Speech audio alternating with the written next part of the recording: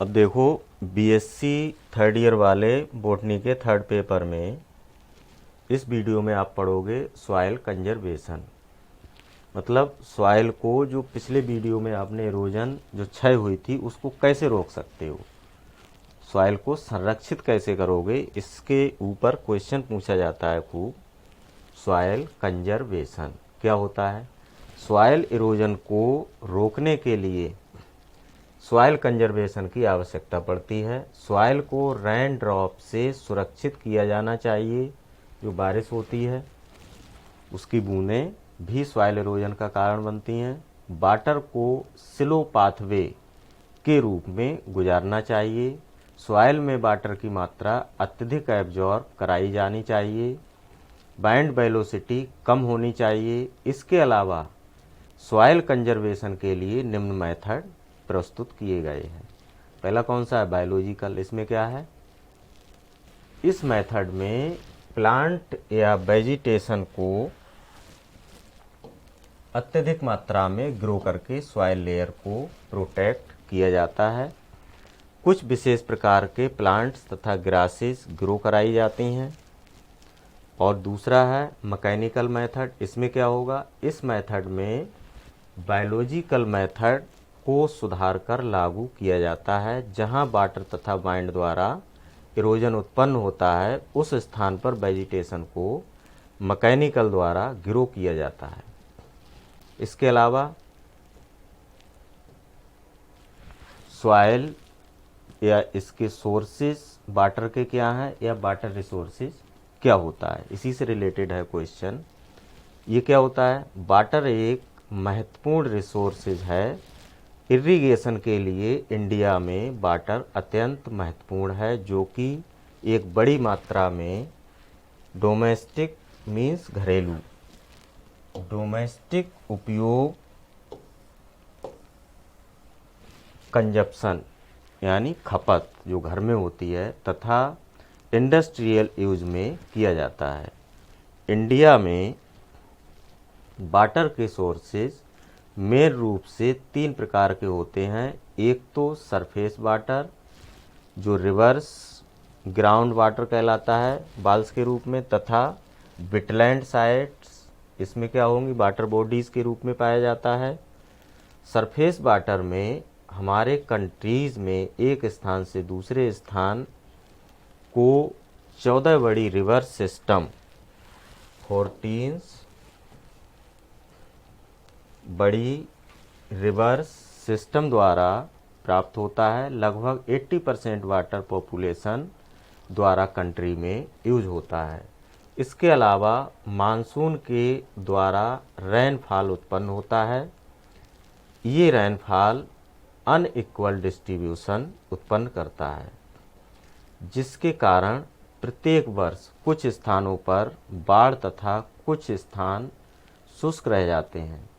Ground water क्या होगा? ये ground water northern and coastal planes पर पाया जाता है। कोस्टल मीन्स समुद्री किनारे, जो कि रिचार्ज होता है या रिचार्ज होता रहता है। सबसे अधिक वाटर का यूज एग्रीकल्चर के क्षेत्र में किया जाता है। इसके अलावा डोमेस्टिक तथा इंडस्ट्रियल यूज किया जाता है। रिवर्स के अलावा water bodies, reservoir, lakes, mangroves तथा पॉन्ड्स वाटर को कवर करते हैं। पोल्यूटेड वाटर अत्यधिक मात्रा में विभिन्न रूपों में पाए जाने के कारण ड्रिंकिंग वाटर उपयुक्त होने के लिए सबसे बड़ी समस्या उत्पन्न हो जाती है। जो हम लोग पानी पीते हैं पोल्यूटेड होने के कारण उसका यूज नहीं कर सकते। नेक्स्ट है इसी में physico chemical properties of water. क्या होती हैं इसकी वाटर की?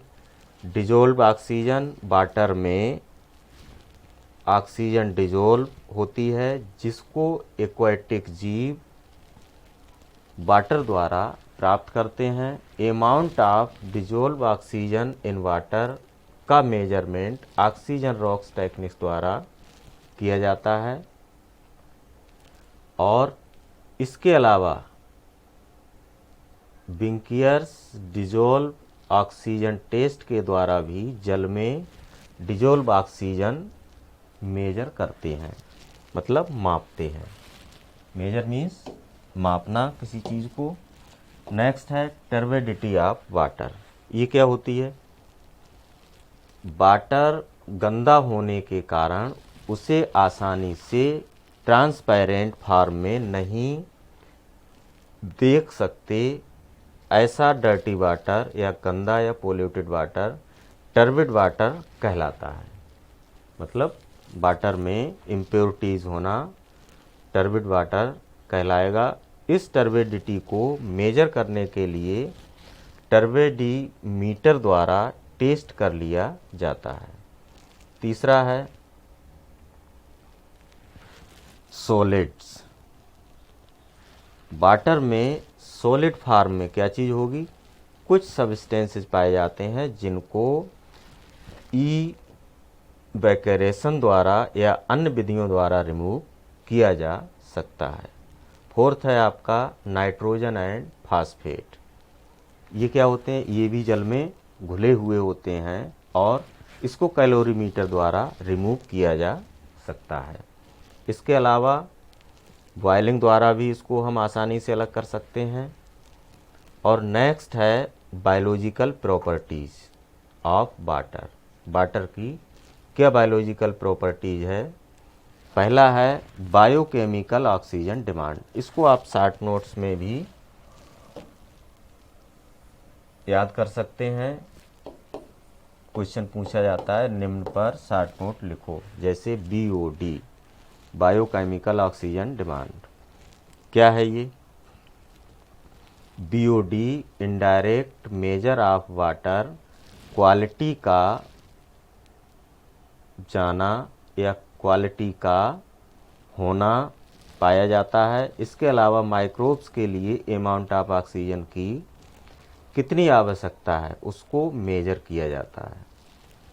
तो इसमें BOD में नेक्स्ट हमारा है chemical oxygen demand. BOD test 5 दिन होने के बाद केमिकल ऑक्सीजन डिमांड मेजर किया जाता है। कुछ BOD टेस्ट द्वारा डिकम्पोज हो जाते हैं जो COD वैल्यू या BOD से हमेशा अत्यधिक रहती है। अगला है तुम्हारा इसी में बायोलॉजिकल इंडिकेटर्स। ये क्या है? कॉइल फॉर्म में, मतलब कुछ मुड़े हुए, जिसको बैक्टीरिया वाटर में उत्पन्न होने से पैथोजेंस की मात्रा की इंडिकेट्स करते हैं। इंडिकेट्स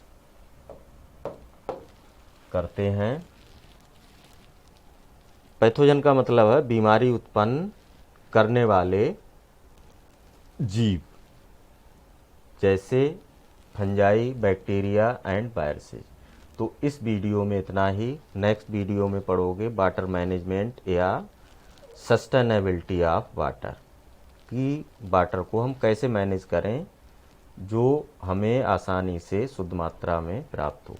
तो इस वीडियो में इतना ही। डिस्क्रिप्शन लिंक पर जा करके आप डाउनलोड करके अध्ययन कर सकते हैं।